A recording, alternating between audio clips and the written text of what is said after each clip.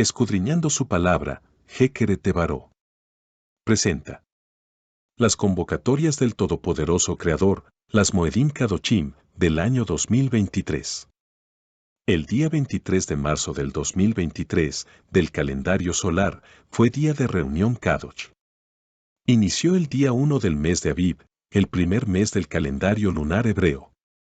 Es la reunión inicial del pueblo del Altísimo en la cabeza de mes, representado por la luna nueva, llamado en hebreo la convocación de Rosh Hodech.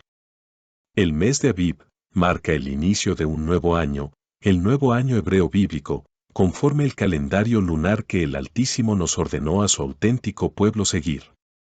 En Génesis, en hebreo Bereshit, capítulo 1, verso 14, dijo el Altísimo: que haya luminarias en el firmamento del cielo para que separen el día de la noche, y sirvan de señales, y para las convocaciones, y para los días y los años.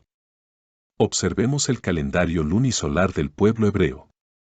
En la pantalla tenemos que el día 23 de marzo del 2023, del calendario solar, fue luna nueva, que conforme al calendario lunar, cayó en el día 1 del primer mes hebreo de Abib, llamado incorrectamente mes de Nisán, debido a su origen pagano babilónico, pero, para lo sucesivo, lo llamaremos mes de Abib, como correctamente el Altísimo lo citó en las Escrituras.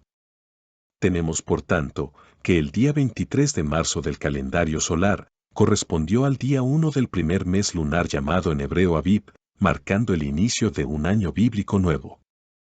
Recordemos que el calendario hebreo lunar original no contenía los nombres pagano-babilónicos actuales, sino que simplemente se llamaban de la siguiente manera, en su orden, tal y como se muestran en pantalla. Primer mes, llamado en hebreo, Abib, que significa primavera. Que es un mes muy importante, ya que determina la fecha de la convocación de Pesaj, o Pascua. Segundo mes, llamado en hebreo, Sib, que significa brillo o esplendor.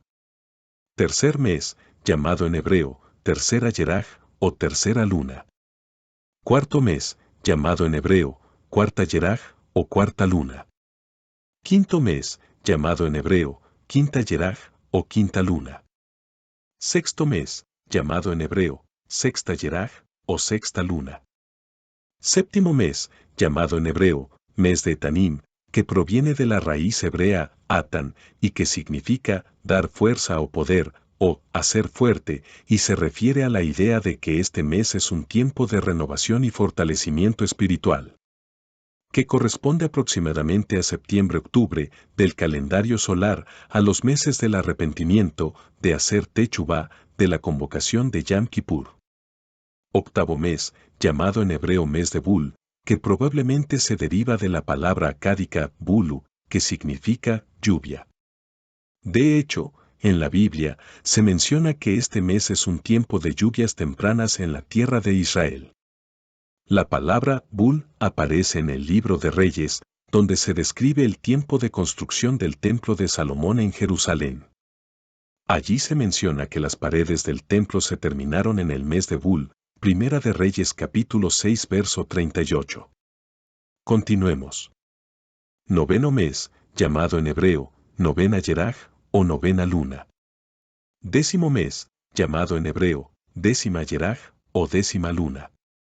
Onceavo mes, llamado en hebreo, onceava Yeraj, o onceava luna. Doceavo mes, llamado en hebreo, doceava Yeraj, o doceava luna. En consecuencia de lo anterior, podemos decir que el día 23 de marzo, correspondiente al primero del mes de Abib, inició el auténtico año nuevo establecido por nuestro todopoderoso Abacadoch, bendito sea su nombre, llamado en hebreo Rosh Hashanah, y nos pide que lo celebremos con trompetas o con toque del chofar, tal como lo establece la Torá. En la Torá, en el libro de Números 10, verso 10 dice: toquen también las trompetas en días alegres, como los días de convocación o de luna nueva, cuando ofrecen holocaustos y sacrificios de reconciliación. Así yo me acordaré de ustedes. Yo soy el Señor su Todopoderoso. Es una ordenanza celebrar el día 1 del mes de Abib, por representar la primera luna nueva, y, el año nuevo hebreo, debiendo tocar el chofar, y dando las gracias al Todopoderoso de Israel, por los méritos de Yeshua, así como dar la lectura de los Tehilim, los salmos de Jalel, o exaltación al Altísimo Creador. A continuación, damos una breve explicación del Rosh Hodesh. En hebreo, significa cabeza de mes o comienzo de mes, es el nombre para el primer día de cada mes en el calendario hebreo, marcado por la aparición de la luna nueva. Cada luna nueva se considera día de convocación, aunque de menor importancia, muy similar a los días intermedios de Pascua, a lo que ahora llamamos correctamente Pesaj, así como a los días intermedios para la llegada a la convocación de Pentecostés, a lo que ahora llamamos Chabot, llamados la cuenta del Homer. La observancia del Rosh Hodesh se traslada o iguala a la salida de Egipto y a los mandamientos del Todopoderoso de Israel entregados a Moche en el monte Sinaí. Es un requisito indispensable saber cuándo es principio de mes, ya que el pueblo hebreo al tener un calendario lunar sabe de esta manera cuándo comienza el mes y así poder celebrar todas las convocaciones Kadoshim. Se basaba en el testimonio de 2 testigos, que dieran aviso al Sanedrín que estaba apareciendo la luna nueva, es decir, una astilla de la luz de sol reflejada en la luna, típicamente 1 o 2 días después de la luna nueva astronómica. Se sabe que en la actualidad ya no son necesarios esos testigos, ya que la tecnología ha avanzado tanto que es posible calcular esto con mucha precisión. La Torá asume la importancia de dicho mandamiento, precisamente con referencia a la mitzvah de Rosh Hodesh. El mandamiento, o la mitzvah, de celebrar la reunión de Rosh Hodesh, viene en el libro de Números, capítulo 10, verso 10 y dice así. En los días de alegría, en las convocaciones y en las lunas nuevas, cada inicio de mes, ustedes tocarán las trompetas durante el ofrecimiento de los holocaustos y sacrificios de comunión. Así harán que su Todopoderoso se acuerde de ustedes. Yo soy Jael, de Israel, el Todopoderoso de ustedes. Ahora bien, ¿qué es Rosh Hashanah? El término Rosh Hashanah proviene del idioma hebreo y significa cabeza del año. Es decir que, el significado de esta celebración marca el comienzo del nuevo año hebreo. Su fundamento está en Éxodo 12, verso 1 y 2, y ordena que, dentro del primer mes del año hebreo, hagamos la celebración del Pesaj. O como se dice erróneamente en términos cristianos, Pascua, y dice lo siguiente. En Egipto, el Altísimo le dijo a Moisés y a Aarón, en Éxodo 12, verso 2, lo siguiente, este mes será para ustedes el principal, el primer mes del año. Hablen con toda la comunidad de Israel, y díganles que, el día 10º de este mes, todos ustedes tomarán un cordero por familia, uno por cada casa. En este verso, el Altísimo establece el calendario del pueblo de Israel. Pero, como sabemos, ¿cuál es el primer mes del año? La respuesta la encontramos en la Torá, en el libro de Deuteronomio, capítulo 16, verso 1, que dice, y ordena lo siguiente. Deuteronomio, capítulo 16, verso 1.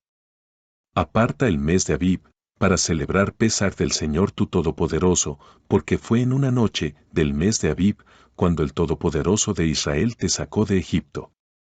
Es por lo antes expuesto que el día 23 de marzo del año 2023, o su equivalente en el calendario hebreo lunar, como el día 1 del mes de Abib, es importantísimo porque marcó el inicio de las convocaciones del Altísimo, el Todopoderoso de Israel. Comienza en primer lugar con la celebración del Año Nuevo Bíblico para todos los creyentes, llamado en hebreo Rosh Hashanah, así también, en el mismo momento, inicia la celebración del Rosh Hodesh, o inicio de la cabeza de mes, por la aparición de la luna nueva del mes, y por último, el mes hebreo de Abib, marca el inicio de los preparativos para la reunión de Pesaj, que se celebra el día 14 de Abib, y las reuniones siguientes, que más adelante detallaremos. Antes de empezar digamos, un salmo de agradecimiento para el Todopoderoso de Israel. Salmo 100, Salmo de Jalel. Cantad alegres, a Jael de Israel, habitantes de toda la tierra. Servid a Eía, con alegría, venid ante su presencia con regocijo. Reconoced que Ea es Jael, Él nos hizo, y no nosotros, a nosotros mismos, pueblo suyo somos, y ovejas de su prado. Entrad por sus puertas, con acción de gracias, por sus atrios con Jalel, Jaleluhu, bendecid, su Kadosh nombre. Porque ella es bueno, para siempre es su Rahem, y su Emet, por todas las generaciones. Amén. Vayamos a Levítico 23, verso 1 y 2, que dicen: El Todopoderoso le ordenó a Moisés que les dijera a los israelitas: Estas son las reuniones que yo he establecido, y a las que ustedes habrán de convocar como reuniones solemnes en mi honor. Yo, el Todopoderoso de Israel, las establecí. La reunión más importante y cabeza de todas las reuniones de Abba Kadosh es el Shabbat, vean Levítico 23, versos 1 al 3. De todas las fechas señaladas, ordenadas por el Altísimo, el Shabbat es la única convocación mencionada y pronunciada por él en los 10 mandamientos de la Torá, vean Deuteronomio 5, versos 12 al 15. El Shabbat es el séptimo día de la semana, comienza el viernes al caer el sol y concluye el sábado al anochecer o caer el sol. Honramos este día Kadosh, apartado solo para el Altísimo, de acuerdo al mandamiento ordenado en la Torá. Damos la bienvenida al Shabbat cada viernes en la tarde, en nuestros hogares, alrededor de la mesa de Shabbat. El Shabbat es un día de reposo, y shalom. Un día en el que dejamos de lado el afán del trabajo, nuestros problemas y preocupaciones del mundo, y nos dedicamos solamente a glorificar, darle kabod y alabar, darle jalel al Altísimo, así como estudiar Torá para conocerlo, por los méritos de Yeshua, y así poder obedecer sus mandamientos. El Altísimo, a través de sus profetas, nos recuerda que cuando el Mashiach venga, toda la humanidad guardará el Shabbat, de Shabbat en Shabbat, todos vendrán a adorar en mi presencia. Yo, Jael, lo he dicho. Vean Isaías capítulo 6, verso 2-3. Por tanto, cada vez que guardamos el Shabbat, experimentamos un anticipo del Shabbat de perfecto descanso que tendremos en la era mesiánica y el mundo por venir. El Shabbat es una marca que distingue al auténtico pueblo de Israel del resto de la humanidad gentil o pagana. En el libro de Éxodo 31, versos 12 al 13, Jael dijo a Moshe: Dile a los hijos de Israel: Ustedes observarán mis Shabbatot, porque esta es una señal, marca, entre yo y ustedes, por todas sus generaciones, para que ustedes sepan que yo soy, el Todopoderoso, quien los aparta para mí. En este verso, la palabra hebrea utilizada para señal o marca es oté, que se refiere a una señal o símbolo que representa un acuerdo o un pacto. El Altísimo les está diciendo a los israelitas que el guardar el Shabbat es un signo o una marca que los distingue como su pueblo y los separa de las demás naciones. El guardar el Shabbat también es una forma de reconocer que el Altísimo es el creador de todas las cosas y que Él tiene el poder y la autoridad sobre todas ellas. En resumen, el guardar el Shabbat es un acto de lealtad y obediencia al Creador y es un recordatorio constante del pacto entre el Todopoderoso de Israel y su pueblo. Por último, en Éxodo 31, verso 14, Jael dijo a Moshe: Por lo tanto, ustedes guardarán mi Shabbat porque es apartado para ustedes. Todos los que lo traten como ordinario serán puestos a muerte, porque cualquiera que haga cualquier trabajo en él será cortado de su pueblo. En este verso, Jael de Israel está reiterando la importancia de guardar el Shabbat como un día bendito y apartado para él. Aquellos que traten el Shabbat como un día ordinario y no lo guarden como mandamiento del Creador, serán considerados desobedientes y serán castigados con la pena de muerte. Esto demuestra la seriedad con la que se debe tomar el mandamiento del Shabbat y la importancia que tiene en el pueblo hebreo. El castigo de ser cortado de su pueblo también puede ser entendido como una expulsión de la comunidad, lo que indica que la desobediencia en este mandamiento no solo tiene consecuencias espirituales, sino también sociales. La primer convocación del Año Nuevo Hebreo se llama Pesaj y se fundamenta en Deuteronomio 16, verso 1, y dice: Aparta el mes de Abib para celebrar el Pesaj del Señor tu Todopoderoso, porque fue en una noche del mes de Abib, cuando el Señor tu Todopoderoso te sacó de Egipto. El Pesaj es una convocación hebrea que se celebra en conmemoración de la liberación del pueblo hebreo de la esclavitud en Egipto. La palabra Pesaj significa pasar por encima, es una forma conjugada del verbo pasaj, que significa pasar por encima o saltear, y se refiere a la protección divina que se extendió sobre los hogares de los hebreos durante la 10ª plaga, cuando el ángel de la muerte mató a los primogénitos de los egipcios, pero pasó por alto las casas de los hebreos marcadas con sangre de cordero. Así también la anterior cita se relaciona con Éxodo 13, versos 3 y 4 que dicen: Moisés le dijo al pueblo: acuérdense de este día en que salen de Egipto, país donde han sido esclavos, y de donde el Señor su Todopoderoso los saca, desplegando su poder. No coman lejem, pan, con levadura. Ustedes salen hoy, en el mes de Abib. En el Tanaj, o Antiguo Testamento, celebrar Pesaj significó la realización del sacrificio del cordero cuya sangre fue puesta en el dintel y en los postes de las casas de los israelitas en Egipto, cuando salvó la vida de los primogénitos de Israel, y cuando al mismo tiempo el Altísimo hizo morir a los primogénitos de los egipcios, para sacarlos de Egipto. Por otro lado, en el Brit Hadachá, o Nuevo Testamento, el Pesaj representa la sangre de Yeshua de Nazaret, derramada por los pecados de las tribus perdidas de la casa de Israel. Desde una perspectiva mesiánica, si no fuese porque Yeshua cumplió esta convocación, jamás se hubiera establecido el fundamento para nuestra salvación. Tenemos por lo tanto, hoy en día, una doble celebración, ya que del mismo modo que el pueblo de Israel, por gracia, fue liberado de su esclavitud física en Egipto, varios siglos después, el Altísimo nos envió a su Hijo unigénito, el Mesías Yeshua, quien en esta convocación, también, por gracia inmerecida, nos liberó del reino de las tinieblas, reconciliándonos con el Padre Abacadosh. Yeshua sustituyó al Cordero de Pesaj, porque la sangre del mismo tiene el poder de expiar el pecado, siempre y cuando sigamos guardando la Torá, los mandamientos del Padre Abacados. Es por lo anterior que todos los creyentes en Yeshua debemos celebrar el Pesaj, según se ordena en Levítico 23, verso 5, que dice: Celebrarán el Pesaj en la tarde del día 14 del mes de Abib, que equivale, dentro del calendario solar, a la tarde del día 5 de abril de este año 2023.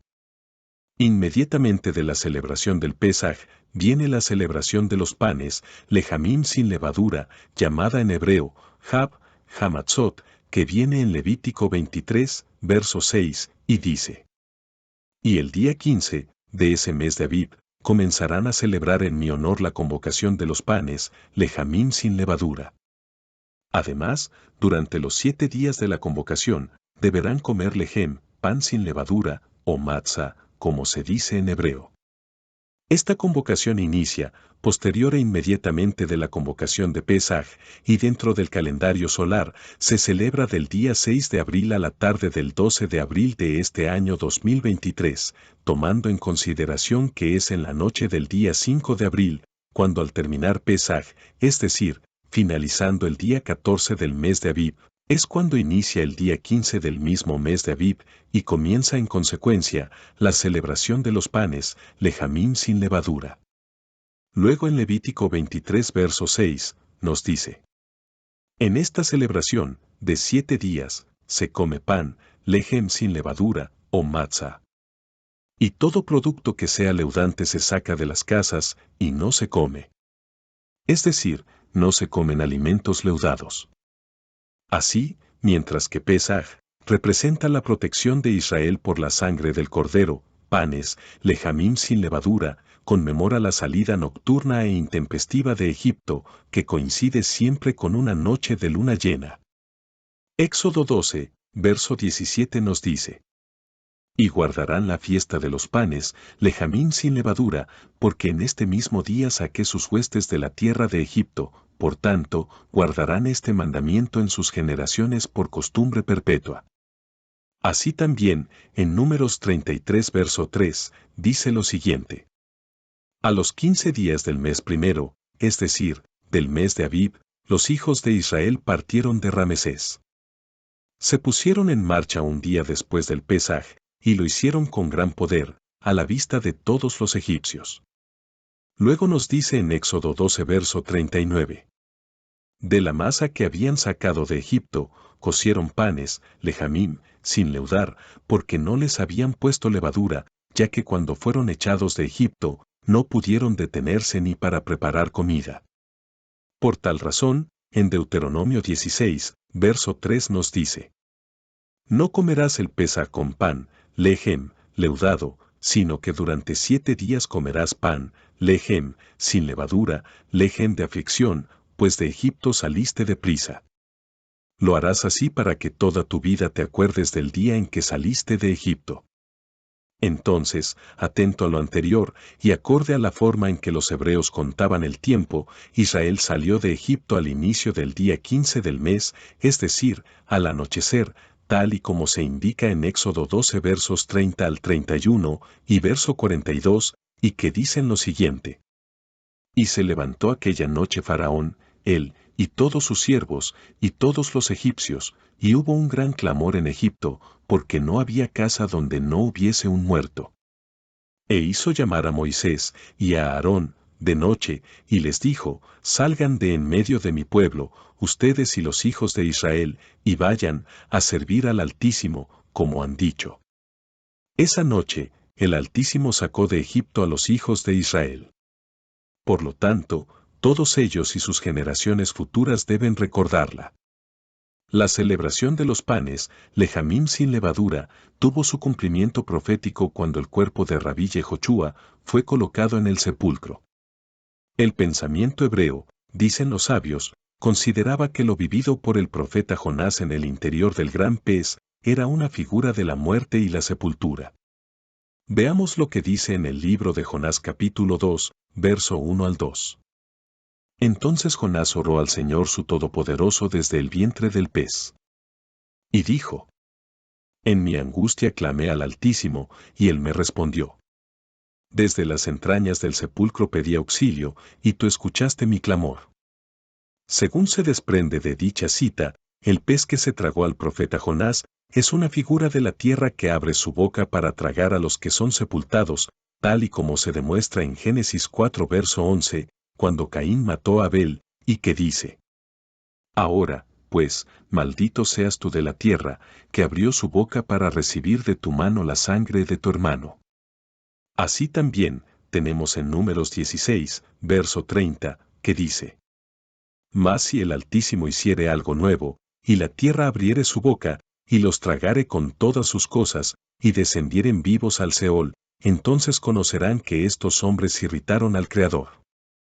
Tenemos pues que, desde la perspectiva del pensamiento reflejado en las Escrituras, la sepultura de Rabí Yehoshua significó que ese anochecer, al inicio del día 15 del mes de Abib, la tierra había abierto su boca, y comido tanto el lejem sin levadura venido del cielo, como el cordero inmolado. Cabe recordar que a la misma hora en la que el pueblo hebreo sacrificaba el cordero, también Rabí Yehoshua estaba muriendo crucificado. De la misma forma, al tiempo en que iniciaba la celebración de los panes, lejamín sin levadura, en las casas, esa misma noche, Rabí Yehoshua ya había sido sepultado, es decir, lo había ingerido la tierra, tal y como se indica en Marcos 15 verso 42 al 46, que dice: Cuando llegó la noche, es decir, el inicio del día 15 de Abib, porque era la preparación, fin del día 14 de Abib, es decir, la víspera del día de reposo. E informado por el centurión, dio el cuerpo a José, el cual compró una sábana, y quitándolo, lo envolvió en la sábana, y lo puso en un sepulcro que estaba cavado en una peña, e hizo rodar una piedra a la entrada del sepulcro. Es de hacer notar que, los sentenciados a la muerte de cruz, tardaban hasta días en morir. Pero, Rabí Yehoshua falleció esa misma tarde, tal y como nos indica el libro de Marcos 15 versos 37 al 39, que dice: Mas Yehoshua, dando una gran voz, expiró. Entonces el velo del templo se rasgó en dos, de arriba abajo. Y el centurión que estaba frente a él, viendo que después de clamar había expirado así, dijo: verdaderamente este hombre era hijo del Altísimo. Cabe recordar que el grano resurge de la tierra en forma de espigas, para luego ser transformado en pan, en lejem. Pero nuestro maestro Yehoshua no provino de este mundo, sino del Altísimo, por ello, es el lejem, pan sin levadura, que vino del cielo, como está escrito en el libro de Juan 6, versos 31 al 33, que dice: Nuestros padres comieron el maná en el desierto, como está escrito: Pan del cielo les dio a comer. Y Rabí Yehoshua les dijo: de cierto os digo, no les dio Moisés el pan del cielo, mas mi Padre les da el verdadero pan del cielo. Porque el pan, lejem del Altísimo, es aquel que descendió del cielo y da vida al mundo. Podemos ver, entonces, la diferencia del pan, del lejem, que los israelitas comieron en el desierto, a este pan, lejem, que nos da vida perpetua, que está escrito en Juan 6 verso 35 y en Mateo 26 verso 26, y que dicen: Yehoshua les dijo: Yo soy el lejem de vida, el que a mí viene, nunca tendrá hambre, y el que en mí cree, no tendrá sed jamás. Y mientras comían, tomó Rabí Yehoshua el lejem, y bendijo, y lo partió, y dio a sus discípulos, y dijo: Tomad y comed, esto es mi cuerpo. Recordemos que Rabí Yehoshua nació en Belén, tal y como está escrito en el libro de Juan 7 verso 42, que dice: ¿Acaso no dice la Escritura que el Mesías será descendiente de David, y que vendrá de la aldea de Belén, de donde era David? Belén proviene del término hebreo Bet-Lehem, del estronache 10:35, que significa casa del pan o casa del lejem, es decir, lugar donde nace el pan, el lejem. Podemos decir, entonces, que cuando en la masa que se prepara para hacer pan, al agregarle levadura, ésta aumenta el volumen de la masa, pues lo inflama. Y a su vez, es de notar que, aunque la levadura aumenta el volumen de la masa, también acelera su proceso de descomposición. Por ello, podemos interpretar que la levadura simboliza la maldad oculta. Al tener su origen en la corrupción y extenderse a toda la masa con la que entra en contacto, la levadura representa el carácter contaminante y corruptor del mal. Por eso, la congregación de Israel debía abstenerse por 7 días de comer pan con levadura o cualquier cosa leudada. Concluimos, pues, que esta celebración dentro del Brit Hadashah, o Nuevo Testamento, representa el deber que tenemos todos los creyentes y seguidores de Rabí Yehoshua, en alejarnos del pecado, Abón, en hebreo, y guardar los mandamientos del Padre, a través del único camino, la verdad, y la vida que es Rabí Yehoshua, estudiando Torah. La celebración de las primicias era la tercera en el orden del ciclo agrícola en el antiguo Israel, y ocurría a la mañana siguiente del día de reposo de panes, lejamim sin levadura, es decir, el día 16 del mes de Abib, tal y como está escrito en Levítico 23 versos 10 y 11, que dicen: Habla a los hijos de Israel y diles: cuando hayan entrado en la tierra que yo les doy, y corten su mies, traerán al sacerdote una gavilla por primicia, de los primeros frutos de su siega.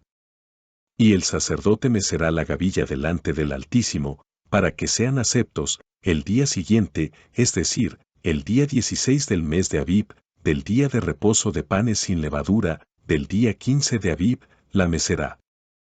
Esta celebración representa en el Brit Hadashah la resurrección de Rabí Yehoshua al tercer día, como la primicia de resurrección, a partir del día 14 de Abib, luego 15 de Abib, y culminando el 16 de Abib, como el día de la resurrección, y también como día de inicio para el conteo del Homer, hacia la celebración de la cuarta convocación del Altísimo, el Shavuot o la celebración de las semanas, llamado en el mundo cristiano Pentecostés. El nombre en hebreo de esta celebración es Bikurim, del estronache 1061, que significa primer brote, o primicias de la tierra, o lo primero de la tierra. En este día, Israel conmemora que se abrieron las aguas del mar para que el pueblo cruzara hacia la tierra prometida. Luego de que murieran todos los primogénitos de los egipcios, Faraón concedió que los israelitas salieran de Egipto. Sin embargo, el rey se arrepintió de haber dejado ir al pueblo del Altísimo, y se lanzó con su ejército a perseguirlo, tal y como está escrito en el libro de Éxodo 14, versos 5 al 9. Con angustia, Moisés clamó al Altísimo al ver venir al ejército egipcio detrás de ellos. Entonces, el Todopoderoso de Israel le dio la orden de levantar su vara y dividir el mar que estaba ante ellos, tal y como está escrito en Éxodo 14 versos 10 al 22. Cuando Israel terminó de cruzar por el camino que se había abierto en el mar, los egipcios cruzaron detrás de ellos, pero el mar se cerró y sepultó a los carros de Faraón. En este día 16 de Abib, posterior a la celebración de los Lejamim, panes sin levadura, se llevaba una gavilla, o manojo de cebada, como primicia al templo, donde respetuosamente se presentaba ante el Todopoderoso de Israel. El manojo había sido minuciosamente examinado y seleccionado, pues, por ser para el Altísimo, debía ser el más perfecto o también el primero en haber madurado de entre todos. Esta ceremonia de primicias consistía en presentar al Todopoderoso de Israel lo primero, lo mejor, lo escogido, que era una forma de agradecer por las bendiciones dadas por el Creador. En relación al cumplimiento profético de esta celebración de las primicias, se recordará que la celebración de los Lejamim sin levadura era una alusión a lo vivido por el profeta Jonás en el vientre del pez, en el sentido de que la tierra había abierto su boca y comido el cuerpo de Rabí Yehoshua. Sin embargo, la vivencia presentada en el libro de Jonás no solo representa la muerte y sepultura, sino también la resurrección. Veamos lo que dice en el libro de Jonás capítulo 2 verso 6.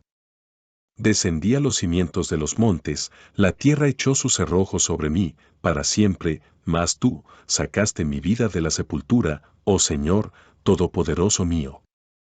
Así que, en tanto que la convocación de Pesaj representa la muerte de Rabí Yehoshua y la celebración de los Lejamim sin levadura, su sepultura, la celebración de las primicias tuvo su cumplimiento profético, al efectuarse el día 16 de Abib, la gloriosa resurrección de nuestro amado Maestro y Rabí Yehoshua.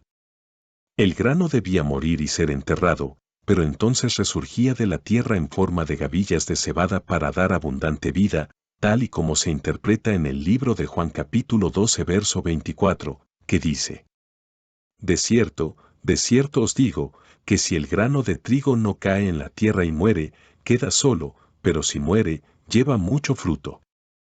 Solo el grano que cae en tierra y muere produce vida. De la misma manera, nuestro amado Maestro Rabí Yehoshua murió y, al igual que el grano que es enterrado y resurge de la tierra para llevar alimento y vida, resucitó, levantándose victorioso de la muerte para llevar fruto abundante, a nosotros, los que hemos estado escuchando su voz y hemos estado guardando los mandamientos de su Padre, Abba Kadosh, que está en los cielos. Esas gavillas que puntualmente se presentaban en el templo como primicias, previamente habían sido regadas por la abundante lluvia venida del cielo, tal y como se interpreta del siguiente pasaje escritural de Isaías 55, versos 10 y 11, que dice: porque como desciende de los cielos la lluvia y la nieve, y no vuelve allá, sino que riega la tierra, y la hace germinar y producir, y da semilla al que siembra, y pan al que come, así será mi palabra que sale de mi boca, no volverá a mi vacía, sino que hará lo que yo quiero, y será prosperada en aquello para que la envíe.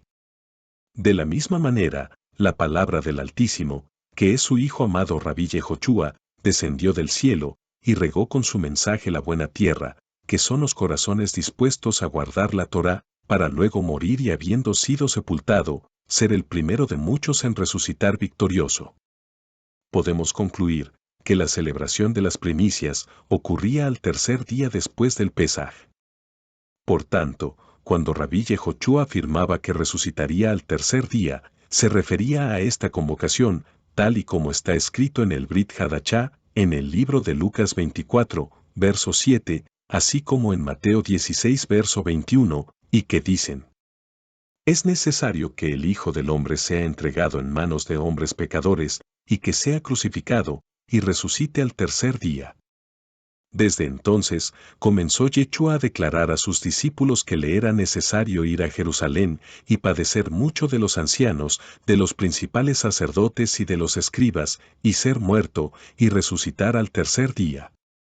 Luego de la celebración de las primicias, sigue la celebración de la convocación de Shavuot o convocación de las semanas, conocida en el mundo cristiano como Pentecostés, que inicia con el conteo del Homer, a partir del día 16 de Aviv, precisamente al inicio de las primicias. Al respecto, dice en Levítico 23 verso 15. 7 semanas, 49 días después, deberán presentarme una nueva ofrenda, que consistirá en lo siguiente: 2 panes de la mejor harina cocidos con levadura, de 4 kilos cada uno. La celebración de Shavuot se celebra en la culminación de la cuenta del Homer, o gavilla.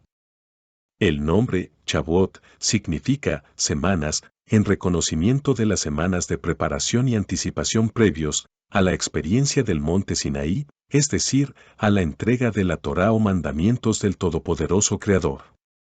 Dado que el conteo hasta Shavuot es de 49 días más 1, es decir, 50 días, los traductores griegos le dieron el nombre de Pentecostés, ya que deriva del término griego, Pentecosté, que significa quincuagésimo.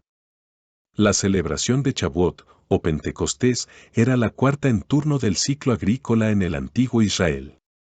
Ocurría, como se dijo antes, 7 semanas y un día o 50 días después de la convocación de las primicias, por lo regular, entre los meses de mayo y junio de nuestro calendario solar, que corresponderían al tercer mes del calendario hebreo original.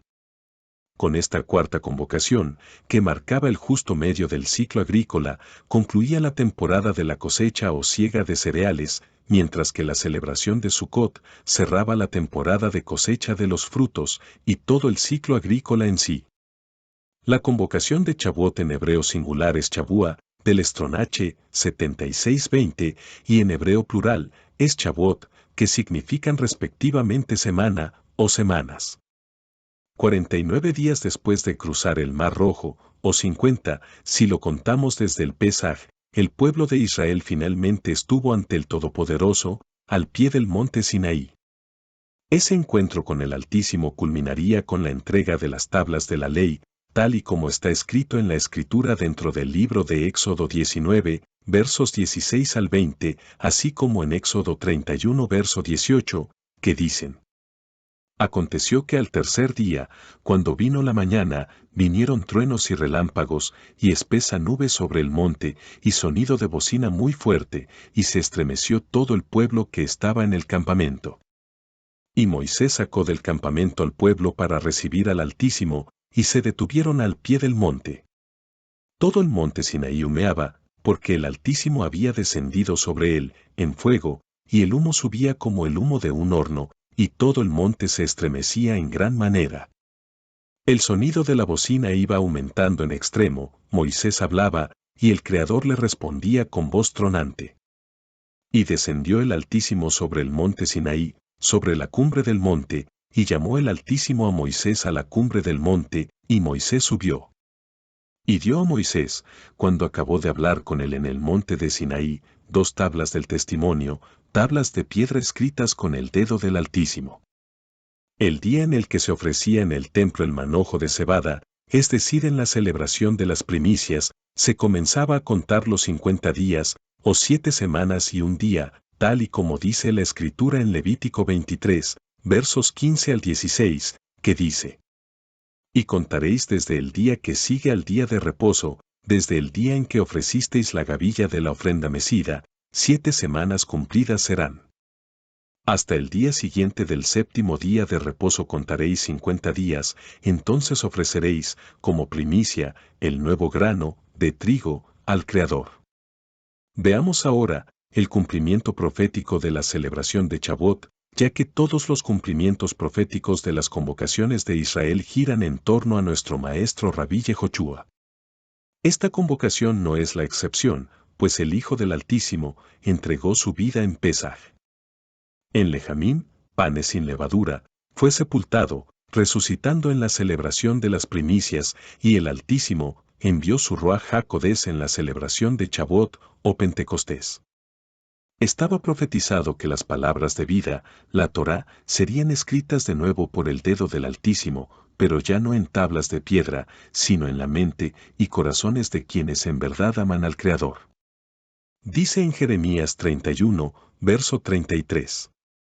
Pero este es el pacto que haré con la casa de Israel después de aquellos días, dice el Altísimo, daré mi ley en su mente, y la escribiré en su corazón, y yo seré a ellos el Altísimo, y ellos me serán por pueblo.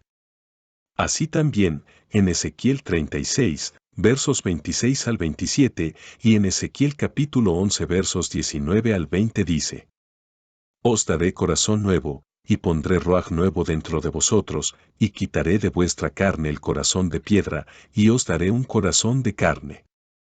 Y pondré dentro de vosotros mi ruaj HaKodesh, y haré que andéis en mis estatutos, y guardéis mis preceptos, y los pongáis por obra. Y les daré un corazón, y un ruaj nuevo pondré dentro de ellos, y quitaré el corazón de piedra de en medio de su carne, y les daré un corazón de carne, para que anden en mis ordenanzas, y guarden mis decretos y los cumplan, y me sean por pueblo, y yo sea a ellos el Todopoderoso. Tal como las tablas de la ley fueron entregadas al pueblo elegido al culminar su encuentro con el Altísimo, también 50 días después de la resurrección de Rabí Yehoshua, el Ruaj HaKodesh se comenzó a derramar sobre los seguidores del Mesías Yeshua, como el inicio del cumplimiento de la promesa de un nuevo pacto con todo el linaje de Israel, incluyendo a los extraviados de la casa de Israel, que vagan por el mundo sin saber que pertenecen al pueblo elegido, es decir, las tribus perdidas. Dice en Lucas 24, verso 49, y en Hechos, capítulo 1, versos 4 y 5. He aquí, yo enviaré la promesa de mi Padre sobre vosotros, pero quedaos vosotros en la ciudad de Jerusalén, hasta que seáis investidos de poder desde lo alto. Y estando juntos, les mandó que no se fueran de Jerusalén, sino que esperasen la promesa del Padre, la cual, les dijo, oísteis de mí. Porque Juan ciertamente bautizó con agua, mas vosotros seréis bautizados con el Ruaj HaKodesh dentro de no muchos días. Así tenemos que la promesa se cumple en lo escrito en Hechos capítulo 2, versos 1 al 4, que dice: Cuando llegó el día de Pentecostés, estaban todos unánimes juntos. Y de repente vino del cielo un estruendo como de un viento recio que soplaba, el cual llenó toda la casa donde estaban sentados, y se les aparecieron lenguas repartidas, como de fuego, asentándose sobre cada uno de ellos. Y fueron todos llenos del Ruaj HaKodesh, y comenzaron a hablar en otras lenguas, según el Ruaj HaKodesh les daba que hablasen. Estaba profetizado que el Ruaj HaKodesh, de esas mismas tablas de piedra entregadas en el Sinaí, quedaría escrito en nuestros corazones siempre y cuando escucháramos la voz de nuestro único pastor Rabí Yeshua. Así como las tablas de la ley fueron entregadas al pueblo elegido 50 días después de la salida de Egipto, el Ruaj HaKodesh se comenzó a derramar sobre los seguidores de Rabí Yehoshua, como señal del inicio del cumplimiento de la promesa de un nuevo pacto con el linaje de Israel, incluyendo las tribus perdidas.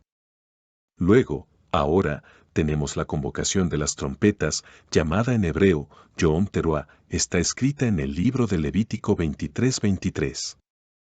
El cumplimiento profético de esta convocación ya está por iniciar. Significa la alerta o alarma que nos avisa el comienzo de los acontecimientos de los últimos días que anteceden al regreso de Rabí Yehoshua en poder y gran gloria. Tendrá su cumplimiento pleno cuando la resurrección de los justos sea efectuada. Ese periodo que durará 10 días de arrepentimiento hasta Yom Kippur, se llama en hebreo Yamim Noraim, los días temibles. Esos son 10 días de reflexión e introspección para los creyentes, para hacer acto de Teshuvá y volver a la Torá. Según los sabios, durante esos días, el Altísimo evalúa a los creyentes por su actuar y termina de juzgar en Yom Kippur. Se les llama días temibles, Yamim Noraim, porque el Altísimo devuelve los corazones a la fe y cumplimiento de las mitzvot con mayor fuerza. De hecho, la Teshuvá no solo es dolor por sí misma, sino que también es escuchar el llamado del Altísimo, dando servicio al Todopoderoso predicando su palabra, y guardando mandamientos, eso es llamado en hebreo abodá.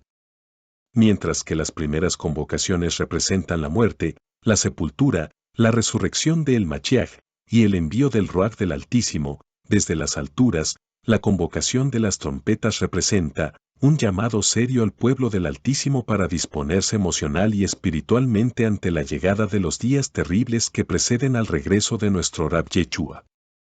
Esta solemnidad de las trompetas inauguraba la temporada de cosecha o recolección y tiene lugar el día primero del mes séptimo del calendario hebreo original, entre septiembre y octubre del calendario solar. El nombre de la celebración en hebreo es Yam Teruah del Estrón H. 31:18 y H. 86:43, que significa día de aclamación, alarma o estruendo, lo cual se lleva a cabo precisamente al sonar de las trompetas o chofares.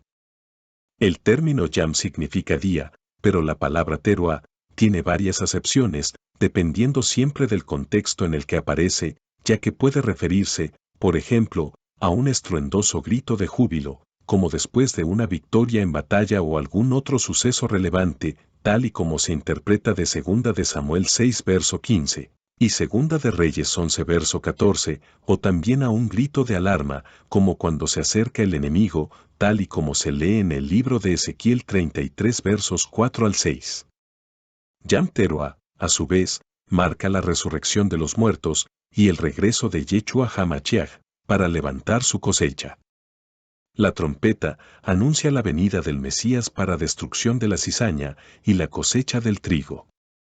Es decir, inicia el proceso para juzgar a la humanidad de todos sus pecados y separar a quienes guardaron Torá y los que no la guardaron. Ese día de las trompetas, todos vigilaban expectantes, mirando al cielo, velando y aguardando el momento en que la luna nueva apareciera. La luna, como bien sabemos, no solo aparece de noche, sino que puede hacerlo incluso al mediodía o antes. Nadie sabía ni el día, ni la hora en que sucedería, por eso, al despuntar su delgado filo, que marcaba el inicio del séptimo mes, estallaban con gran estruendo todos los chofares en Israel, tal y como lo ordena el Altísimo en Levítico 23, versos 23 al 25, que dice: Y habló el Altísimo a Moisés, diciendo: Habla a los hijos de Israel y diles: en el mes séptimo, al primero del mes tendréis día de reposo, una conmemoración al son de trompetas y una bendita convocación. Ningún trabajo de siervos haréis, y ofreceréis ofrenda encendida al Señor su Todopoderoso.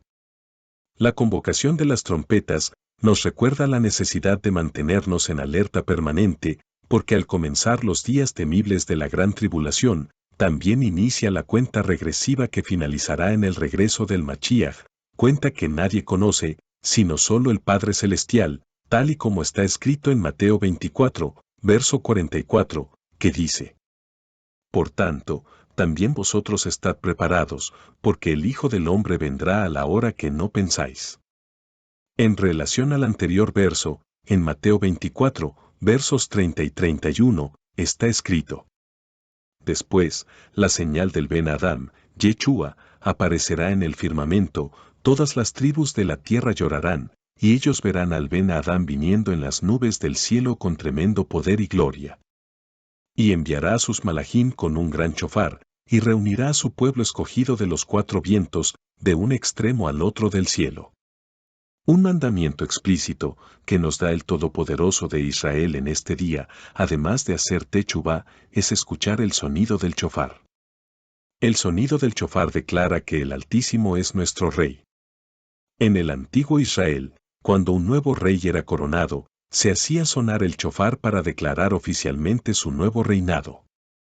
De esa misma manera, al escuchar el chofar en Yam Teruah, declaramos y aceptamos al Todopoderoso de Israel como nuestro Rey y Juez. El chofar es también un despertador. Al escuchar el chofar, debemos despertar del sueño, en otras palabras, tomar conciencia y examinarnos. El sonido nos advierte y recuerda que ya llegó el tiempo de examinar y corregir nuestros caminos con humildad en nuestro corazón y hacer techubá. Al respecto en Joel 2 verso 1, nos dice. Suena el chofar en Sión. Suena una alarma en mi monte Kadosh. Que todos los que habitan en la tierra sean condenados. Porque el día de Jael de Israel está viniendo. Está sobre nosotros.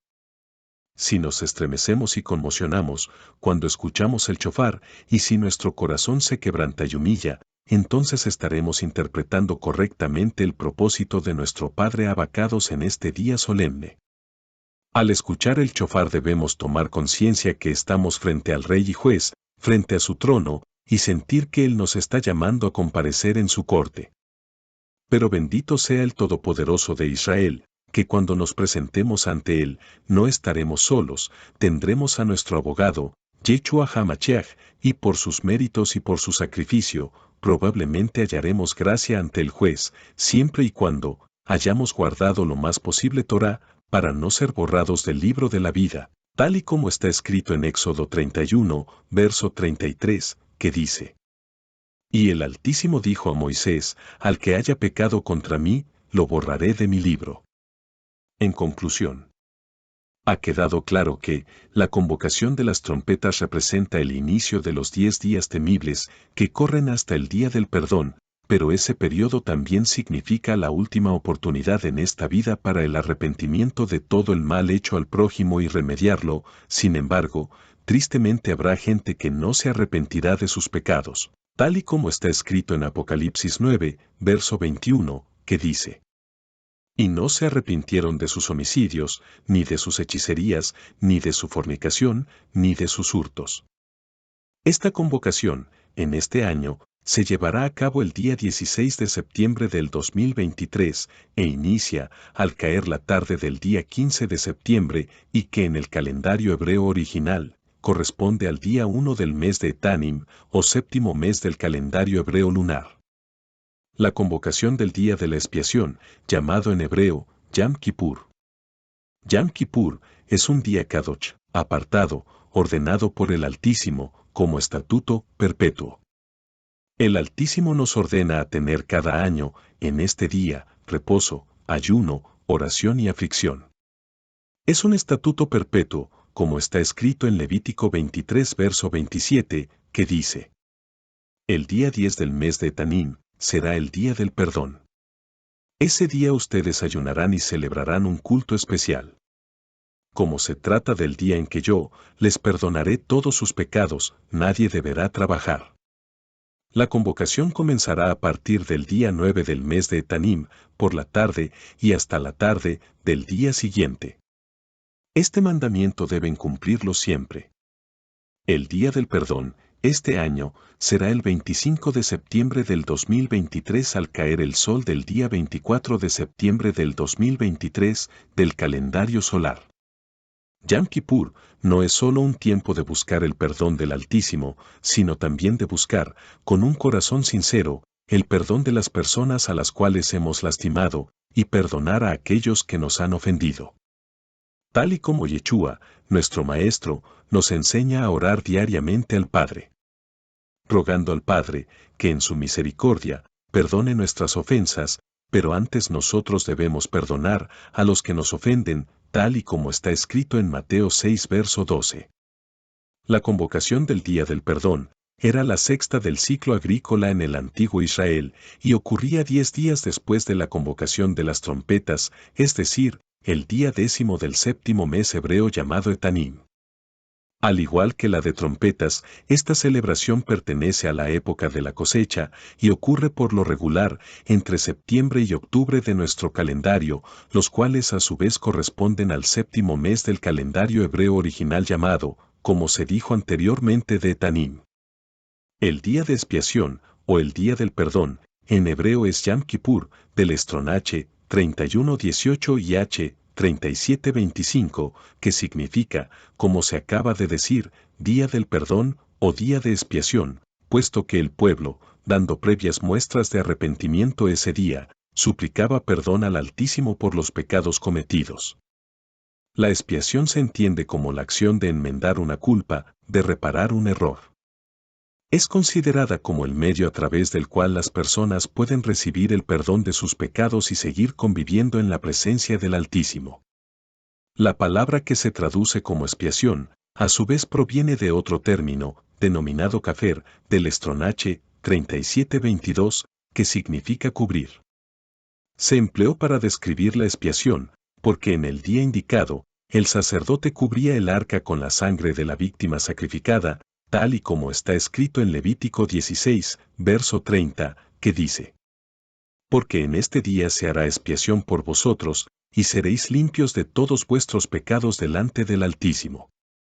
Ese día, el sumo sacerdote vertía en un tarro la sangre de la víctima recién sacrificada por los pecados del pueblo, y pasando por el lugar Kadosh, caminaba con temor y temblor hacia el lugar más Kadosh, donde el arca de la alianza, el trono del poderoso de Israel, se asentaba.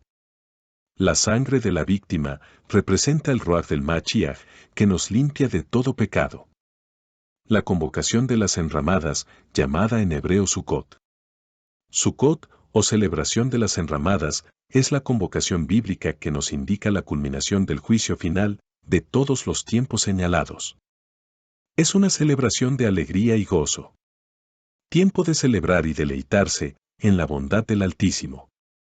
Su nombre en hebreo es el plural de Sukkah, del estronache 5521, o cabaña. Sukkot es un término que extendido significa cabañas, enramadas, cobertizos, chozas, moradas o incluso tiendas, puesto que para su celebración se debía habitar en viviendas de ese tipo, precarias, durante 7 días. El tono alegre y lleno de gozo en Sukkot es un cambio al tono solemne y austero de los días de Yom Teruah y Yom Kippur. Esta convocación está ordenada en Levítico 23 verso 33, que dice: Jael se dirigió a Moshe y le dijo: Diles esto a los israelitas, el día 15 del mismo mes séptimo, y durante 7 días se celebrará la convocación de las enramadas en honor del Todopoderoso. Durante esos 7 días quemaréis ofrendas en honor del Creador, y el 8º día celebraréis también una reunión Kadosh, y quemaréis una ofrenda al Altísimo. Y el primer día tomaréis para vosotros frutos de árboles hermosos, hojas de palmera y ramas de árboles frondosos, y sauces de río, y os alegraréis delante del Señor vuestro Todopoderoso por 7 días. Será estatuto perpetuo para todas vuestras generaciones. Habitaréis en cabañas por 7 días, para que vuestras generaciones sepan que yo hice habitar en cabañas a los hijos de Israel cuando los saqué de la tierra de Egipto. Yo soy el Señor vuestro Todopoderoso. Ahora bien, nos hacemos la siguiente pregunta. ¿Pero qué enseñanza nos quiere dar el Altísimo en esta convocación? El mandamiento de vivir fuera de nuestra zona de comodidad y habitar en una vivienda temporaria o suca pretende recordarnos que nuestro Padre Abacadoch es nuestro proveedor, sustentador y protector. Por último, terminemos recordando lo que dice el Salmo 34, verso 14. Apártense del mal y hagan el bien. Procuren vivir en shalom con todo el mundo, esfuércense en ello. Es por todo esto que el canal de Escudriñando su Palabra se despide diciendo: Shalom al auténtico pueblo del Altísimo.